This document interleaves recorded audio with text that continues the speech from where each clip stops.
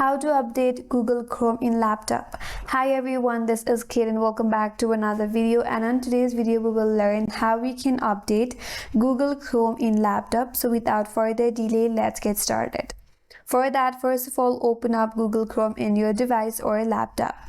After you open it up, navigate to top right corner and click on this three dot icon.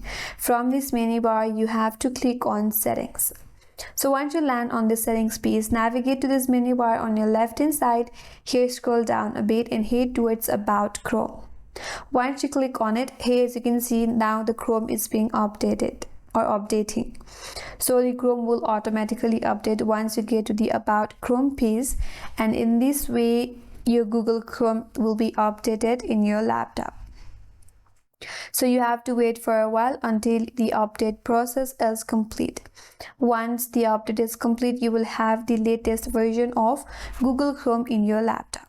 And that's all for today's video. Hope this video was helpful, and if you're new to our channel, consider subscribing. Thanks for watching and stay tuned for more videos.